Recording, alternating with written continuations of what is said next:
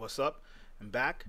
This segment, I'm going to talk about some of the psychological warfare I see going on with the things happening in Baltimore, Maryland, the East Coast of the American seaboard. It's interesting because this is not going to be a video, the typical video, right, where we could talk about the police, we could talk about the system. But it's interesting because as I observe it from the West Coast, as I'm looking at it, it's interesting because you see, for instance, the concept of thuggery, right, or the word thug. The news media, when they want to, because the news media is basically part of the establishment. And the establishment, like I said in the Ferguson video, it's a system at this point.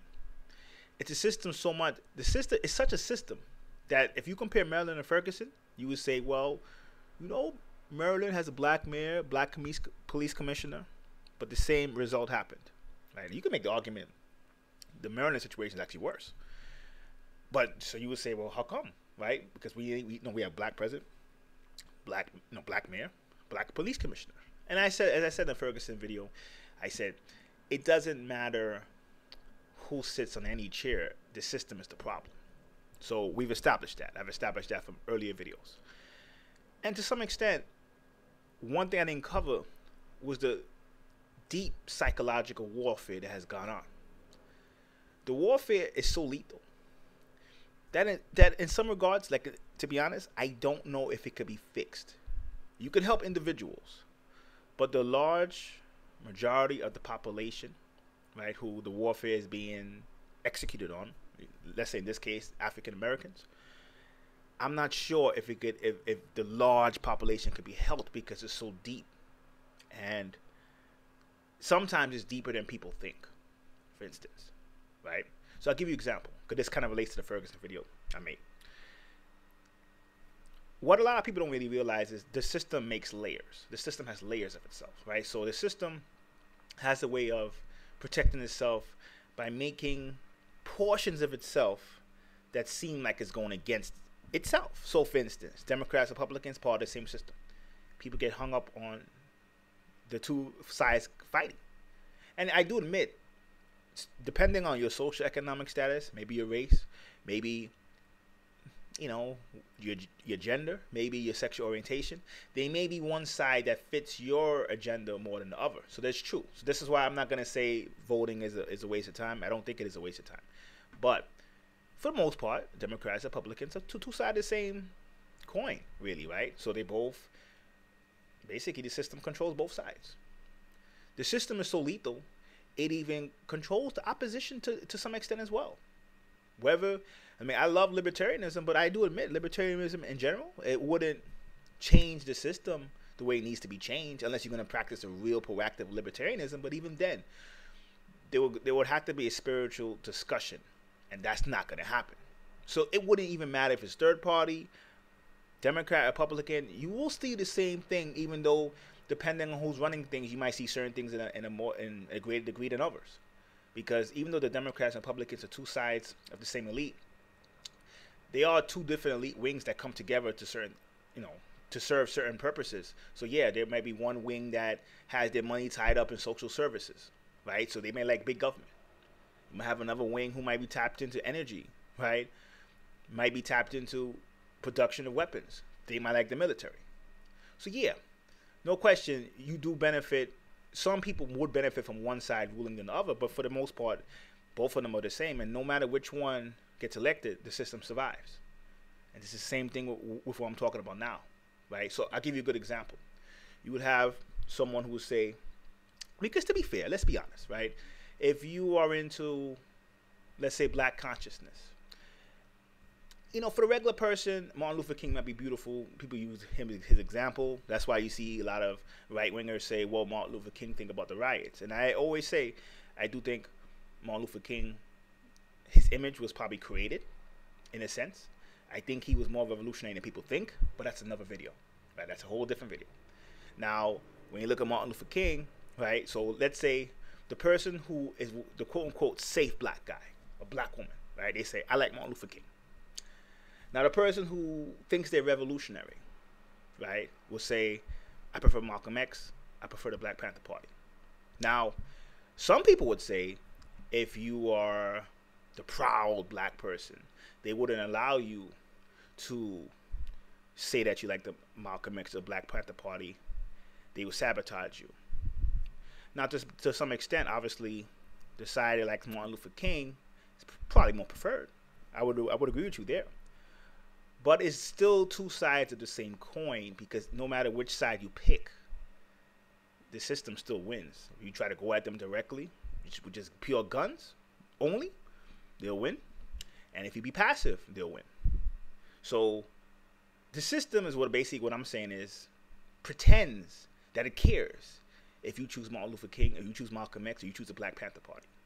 It pretends to care if you choose Christianity or if you choose voodoo. It appears to care that says pick Christianity. Of course, it's always going to pick the one that's going to be easier to contain, but at the end of the day, both sides can be contained. Now, when you say a name like Marcus Garvey, it's a little different now. People say, why? Well, yeah, his image was prepackaged too, and they made it believe that he said every black person should go back to Africa, which wasn't true. He said the best of black people should go back to Africa, but Africa is supposed to be the center of the blacks of the sport of worldwide. You don't have to live there per se, but build it, invest in it, take care of her, and make that be your center, and then you could branch out wherever you want to go. That message was more of a threat, no question about that. Why? Because the system doesn't have an answer for that, to be honest, at least at that time. So when you look at it, and when you look at it from a certain angle, you had to really be into a certain type of knowledge to understand what Garvey was trying to say. So a lot of people quote him, but they don't really know what he was really trying to say. So when you look at it from a certain angle, most people don't really realize the system would usually always pick extreme choices. Like when you see choices that are extreme, it's usually choices the system makes. But the system is so good, it even had, like, this is how you could tell that people are under the spell. You're writing, right? Let's say you're writing. You don't like what's going on, which you should. I'm not going to lie to you. You should express yourself. And sometimes people only respond to a more proactive approach. So I'm not going to say it's wrong, per se. Right? We could get into your own neighborhoods and all those other types of, that's a whole different discussion. But I'm making this video to show an example. So you're writing. You don't like what's going on, right? The mainstream media, which serves the system, the police force, which serves the system, says, you're a thug. Look what you're doing. Now, you care so much that I have to look on Facebook, I have to look at black media, and see a whole bunch of reasons why the people in Baltimore are not thugs. And it's interesting because not only do I have to see it, hear it, you can look at it and you can see the psychological scars that's happening. You are upset that they're calling you a thug. You're upset. Which shows that you're living under their frame. And when I say frame, it means there's a construction, right? Let's say you take a box. They label you. They tell you what race you are, what culture you are. Basically, they tell you how good you should feel about yourself. So if you have a certain amount of money, you feel good. If you don't have a certain amount of money, you don't feel good. Some people have money, but then wish they owe money, right? Some people are ugly. Well, not ugly, but ugly by the system's point of view, or not attractive by the system's point of view. So they say you should look like this. So they control basically your self-image. And when you look at what I was saying about 5-10 minutes ago in the video, they even know that 5 or 10% of you are going to be rebellious. So they make up a box for you. And you don't even know it. That's the problem, right? The 5 or 10% of you that are rebellious, they make a box for you. And you think that you're being rebellious because you don't fit what the mainstream 90% of people are following. But at the end of the day, you're both victims, right? You're both programmed. And in a sense, you know that you're programmed because you care that they call you a thug. And you know what's funny?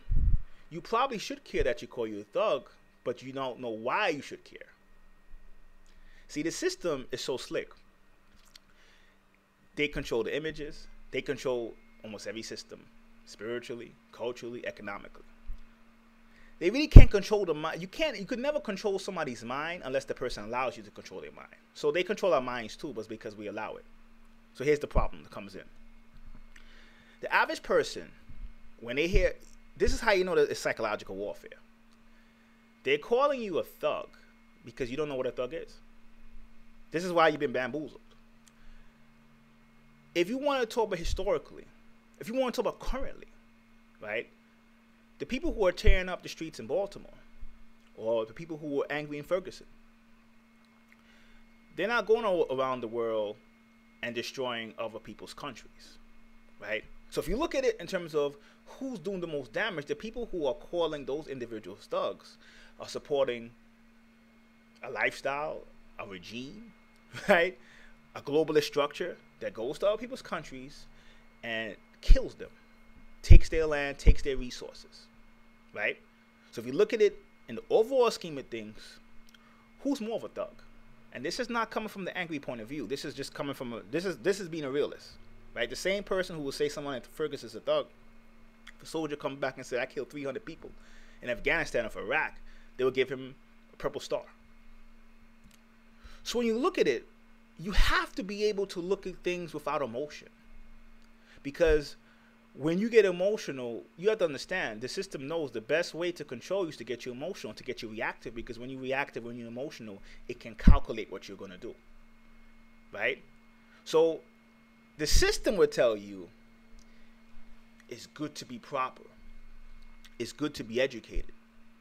It's good to be safe.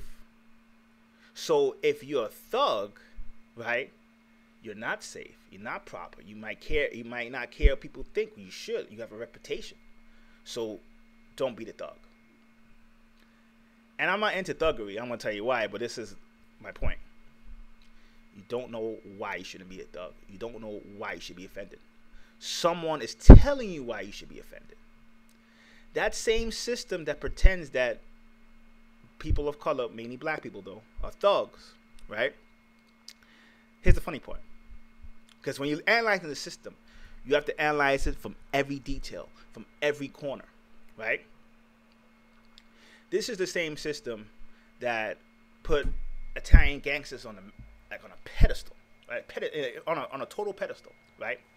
So much so that people who weren't in the game, who weren't in law enforcement, will believe the hype.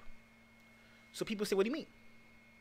Say, take John Gotti, the last real great mobster, in America at least. The Sicilians still have theirs, but that's dying too, but they still have some, to some extent. He was considered the last great mobster. He was put in a pedestal. He's called a Teflon Don, right? People, all kinds of people will look at him, beat the government, and he was gangster, straight up, right? They glorified that, though. You take someone black in the same position, they will not be glorified. And here's the thing that's going to happen. A whole bunch of, sometimes a person who never lived the game, never been in the game, doesn't know it, will say, well, black people never rose to the power of the Italians. Because in fact, if you look at even the time of Frank Lucas and Nicky Barnes, that's what some law enforcement used to say. Funny thing is, even I've said John Gotti was the last great true mobster. And to be honest, the Italians weren't even running it when Gotti was in control, to be honest. The Colombians totally exceeded their power even back then. But yet, they glorified it. Not only did they glorify him, if a black person was at the same stature, they would say a black person can't be at that stature. Then you get the safe people who say, well, why are you putting gangsterism on a pedestal? This is how the system works. So much so that even now, the cartels of Nigeria, West Africa are considered now top 3, top 4 most powerful gangsters in the world. People in America will not know that. So you say, wait a minute. If being a thug, because I'm going to tell you the difference between being a thug and a gangster, but I'm not getting to that yet. So if being a thug was so wrong, they should give you that. They should say, you know what? Forget Gotti. The Italians were always nice guys. Here, you take that. You take that label because we don't want it. But if you notice, they want that label too.